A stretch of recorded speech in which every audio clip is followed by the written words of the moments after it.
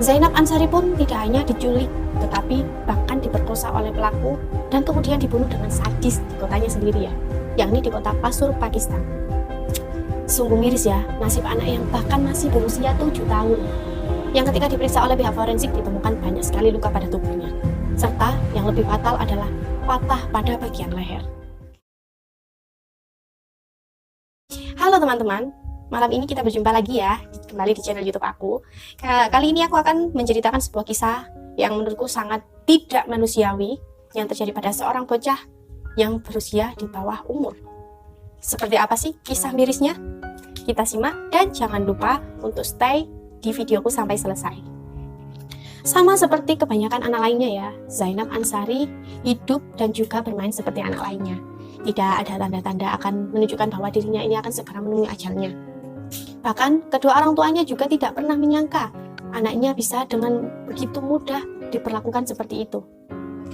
Sosok Zainab sendiri adalah anak yang sangat pendiam, baik dan juga sangat suka pergi untuk mengaji. Dan ia suka sekali membantu kedua orang tuanya. Hal inilah yang membuat rasa kehilangan yang begitu besar pada hati kedua orang tua Zainab. Nah, saat itu Zainab berusia 7 tahun. Bayangin saja ya teman-teman, anak seumuran itu, bahkan yang seharusnya dia hidup dengan bahagia, bermain dengan temannya, juga tidak bermasalah, tapi harus mengalami kejadian yang naas. Oke, kita lanjut ya. Zainab masih beraktivitas seperti biasanya. Dia juga masih sekolah, masih kerap jalan bersama dengan ayah dan ibunya juga. Nah, ayahnya si Zainab sendiri juga aktif dalam bidang politik. Zainab juga adalah anak yang sangat patuh. Tidak ada tanda-tanda akan terjadi hal yang di luar dugaan seperti ini. Berpikir bahwa tidak akan terjadi musibah seperti ini, hari-harinya Zainab sangat suka sekali pergi mengaji, entah bersama orang tuanya atau bersama teman-temannya. Dan juga sebenarnya masih diawasi oleh kedua orang tuanya juga ya. Nah, hari itu Zainab pergi mengaji seperti biasanya dengan ayah dan ibunya juga. Ketika itu ayah dan ibunya juga ikut beribadah di sebuah masjid satu lokasi dengan si Zainab, di dekat rumahnya. Tetapi saat sudah selesai, Zainab menghilang begitu saja dan membuat kedua orang tuanya merasa begitu sangat khawatir dan gelisah. Coba kalian bayangin ya teman-teman, kalian sedang beribadah bareng-bareng, tiba-tiba anak atau kakak atau saudara kalian menghilang begitu saja. Bahkan sampai tempat ibadah itu sepi dari orang-orang yang melakukan ibadah, belum juga ditemukan di mana keberadaan si Zainab tadi atau keberadaan orang keluarga kalian yang hilang gitu loh. Pusing gak sih? Nah, sama seperti apa yang dirasakan kedua orang tua Zainab ini. Mereka mulai mencoba mencari ke dalam toilet umum dan juga beberapa ruangan di masjid tersebut. Berharap anaknya hanya tersesat hingga mereka bisa menemukan kembali. Segala upaya dilakukan dan mereka masih berpikir bahwa anak mereka benar-benar hilang dan tersesat di sekitar masjid. Namun, mereka benar-benar kehilangan putri kecil mereka. Pencarian itu membuat pihak keluarga tidak hanya capek secara fisik ya, tapi mereka juga capek secara batin. Mereka bahkan sudah menelpon pihak kepolisian terdekat untuk membantu mencari anak mereka. Namun, belum ada tanda-tanda adanya penemuan anak mereka pada saat itu. Zainab pun dinyatakan menghilang saat itu tepat tanggal 4 Januari 2018. Hingga beberapa hari kemudian ditemukan tubuh Zainab dalam tempat sampah. Sungguh sangat miris dan hati para keluarga korban benar-benar terpukul berat. Bayangkan saja ya teman-teman, kita sudah mencari kemana-mana dan berharap anak kita yang hilang itu kembali dengan keadaan yang baik-baik saja. Tapi yang terjadi malah sebaliknya. Dan keluarga Zainab pun tidak bisa melakukan apapun.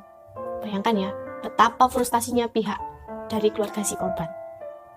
Setelah penemuan mayat tersebut dan kemudian dinyatakan bahwa itu benar-benar adalah mayat dari Zainab Ansari, pihak forensik kemudian tidak ingin berlama-lama karena mereka sudah mendapatkan izin dari pihak keluarga si Zainab. Mayat korban pun segera diotopsi secara menyeluruh karena pihak keluarga juga benar-benar tidak terima ya jika harus memakamkan sang anak tanpa mengetahui apa yang terjadi pada anak mereka. Setelah dilakukan otopsi, akhirnya terkuak bahwa Zainab dianiaya secara brutal dan diperkosa. Pihak forensik juga menemukan adanya banyak luka di tubuh serta di wajah si Zainab. Dan yang sangat parah lagi adalah korban juga dipastikan patah pada bagian lehernya. Kalau di Indonesia sih, mungkin ketika menangkap si pelaku sudah dihabisi secara brutal juga ya. Siapa sih? Mungkin dirajam. Mungkin bisa-bisa dirajam langsung dimatikan juga sama warga kalau sudah ketahuan siapa pelakunya. Sad banget pastinya ya. Kedua orang tua korban benar-benar tidak bisa melakukan apapun selain hanya bisa merelakan kepergian anak yang mereka sayangi. Fakta mencengangkan ini tentu saja membuat kedua orang tua Zainab menuntut agar kasus anak mereka diusut dan diadili seadil-adilnya.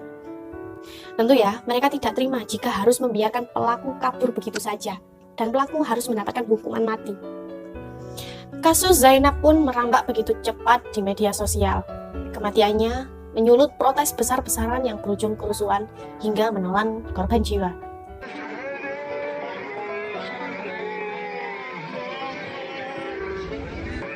Karena pembunuhan terhadap Zainab sendiri merupakan rangkaian dari serangan sejenis di kota Kasur. Dalam artian, sudah banyak sekali serangan terhadap anak-anak yang terjadi di kota ini, dan kasus Zainab ini adalah salah satu dari serangan tersebut. Contoh lain dari kasus Zainab yang lain adalah seorang gadis kecil bernama Aisyah Bibi yang diculik dan dibunuh setahun sebelum Zainab. Ia adalah satu dari 12 anak kecil yang diculik, diperkosa, dan dibunuh di kota Kasur, Pakistan. Menurut dokumen kepolisian yang diterima oleh BBC ketika itu, ada 10 kasus serupa tentang penculikan dan pemerkosaan anak yang terjadi di kota Kasur sejak Januari 2017. Penyelidik menemukan adanya jejak DNA yang sama pada tubuh 6 orang korban, termasuk di tubuh si Zainab. Anak-anak ini umumnya menghilang di daerah dekat rumah mereka sendiri, dan mayatnya ditemukan teronggok di tempat pembuangan sampah atau di rumah kosong. Jadi kayak gini ya, sang pelaku sengaja ya membuang mayat korban dekat dengan kediaman keluarga agar gampang atau mudah ditemukan gitu. Emang ya bener-bener bajingan banget ini pelaku. Nah, salah satu korban sebelum Zainab adalah Aisyah Bibi yang berusia 5 tahun yang saat itu hilang pada tanggal 7 Januari, hampir setahun sebelum hilangnya Zainab ya. Ayah Aisyah yang bernama Asif Baba menyatakan ia lebih dari sekedar sedih dan marah. Dia berkata, "Kami dan seluruh kota mengalami trauma dengan peristiwa-peristiwa seperti ini. Jadi sebenarnya kasus tentang pemerkosaan dan pembunuhan anak ini sudah banyak sekali terjadi, dan bisa dikatakan sudah menjadi kasus yang biasa gitu di sana. Siapa sih yang gak marah coba? Anak-anak loh yang menjadi korbannya." Karena marahnya kasus pemerkosaan dan pembunuhan pada anak-anak, orang-orang di kota ini ketakutan ya. Ketika mendengar kabar kematian Zainab dan anak-anak lain sebelumnya, banyak dari orang tua yang kehilangan anaknya karena peristiwa yang serupa. Mereka berkata bahwa kami ini seperti kehilangan anak kami lagi gitu loh. Tentu saja, orang banyak yang melakukan aksi protes terhadap kematian tragis Zainab dan korban yang lainnya ya. Pemrotes menyatakan pemerintah tak melakukan apa-apa untuk menghentikan penculikan dan pembunuhan terhadap anak-anak ini. Sehari sesudah mayat Zainab ditemukan di tempat sampah pada tanggal 9 Januari 2018, protes besar muncul di kota Kasur.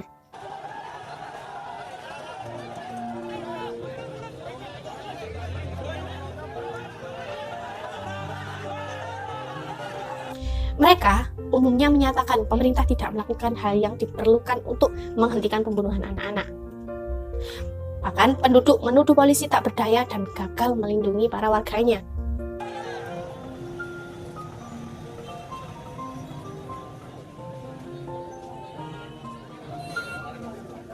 हमारा मुतालबा ये है कि जो भी उसका कातिल उसको जिंदा गिरफ्तार किया जाए, ना कि अपने सर से बोझ उतारने के लिए किसी बेगुनाह बंदे को मार के कहें कि हमने आपको इंसाफ फराहम कर दिया है। हमें जिंदा बंदा चाहिए। Ya, saat ini tentu saja ya menjadi hal yang wajar untuk orang-orang memprotes pada pihak berwajib, yang karena mereka ini dinilai tidak kompeten dalam menangani kasus, apalagi kasus separah ini gitu.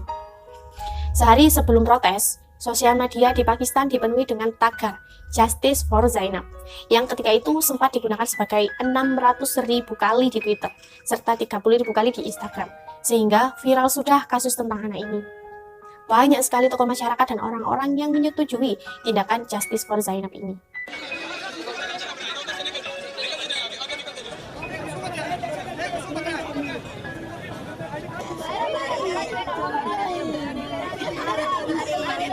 Tagar ini kemudian digunakan dengan sangat luas oleh para tokoh dan politikus.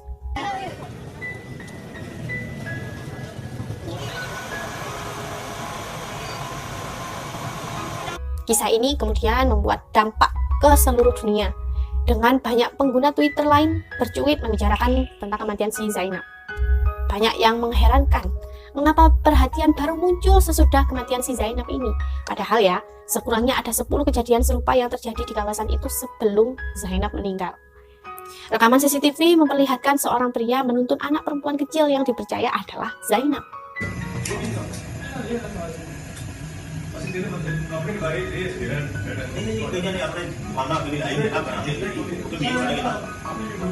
Hingga pada akhirnya pembunuh Zainab, Imron Ali, ditangkap 3 minggu kemudian berkat bantuan rekaman CCTV yang didapat oleh keluarga si Zainab. Ia juga dinyatakan bersalah untuk penculikan dan pembunuhan 12 anak lainnya. Dan ia kemudian diadili, dijatuhi hukuman mati 4 kali serta 1 kali hukuman seumur hidup.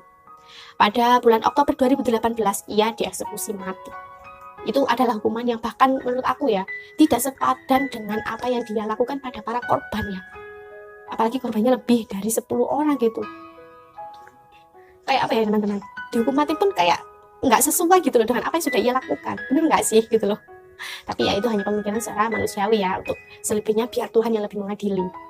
Dari kasus ini kemudian terpicu tekanan kepada pemerintah untuk memperkuat undang-undang seputar perlindungan anak. Ya menurut saya emang benar sih, kayak di sana itu tentang perlindungan anak dan perempuan kurang terlalu ditegakkan ya. Kalau di Indonesia kan apa-apa sudah ada undang-undangnya gitu. Termasuk yang diperbincangkan adalah kemungkinan perlindungan terhadap anak-anak yang lebih rentan, seperti anak-anak yang menjadi pengemis, yang hidup di jalanan. Kan banyak di luar sana yang mungkin sudah yatim piatu tapi hidupnya terlunta-lunta di jalanan gitu ya. Komisi Hak Asasi Manusia Pakistan memperkirakan ada lebih dari 20.000 kasus penculikan dan penyiksaan anak-anak yang dilaporkan sejak tahun 2015, atau sekitar 13 kasus per harinya ya. Sehingga penjagaan ketat terhadap anak-anak benar-benar harus dilakukan ya. Tidak hanya menunggu bantuan dari pihak kepolisian, tapi peran orang tua atau keluarga juga sangat dibutuhkan untuk menjaga anak-anak dimanapun mereka berada. Kini setelah semua aksi pemprotes dan juga penyebaran kasus Zainab, dunia jadi tahu ya bahwa di kasus Pakistan ini pernah ada kasus yang mengerikan, yang nyatanya bukan terjadi pada orang dewasa saja, tapi pada anak-anak kecil yang isinya nyaris di bawah 10 tahun.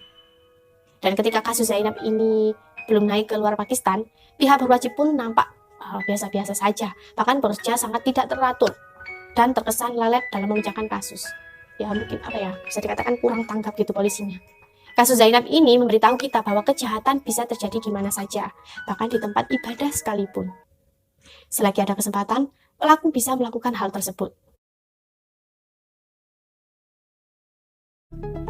Oke teman-teman, semoga setelah kita mendengarkan cerita ini sampai selesai, kita bisa sama-sama ya mencerna hikmah dan pesan-pesan yang tersampaikan dalam cerita ini. Peran penting orang tua tidak cukup dalam lingkup rumah atau keluarga, melainkan peran kita di luar rumah juga sangat penting ya teman-teman. Apalagi di Indonesia juga sekarang sedang marak-maraknya terjadi kasus penculikan pada anak. Nah, semoga ya Zainab diberikan tempat yang paling baik di sisi Tuhan atau di surganya Allah, karena sungguh dia hanyalah anak kecil yang tidak tahu apa-apa dan tidak bersalah. Semoga kita semua dilindungi Allah Subhanahu wa Ta'ala dimanapun dan kapanpun kita berada.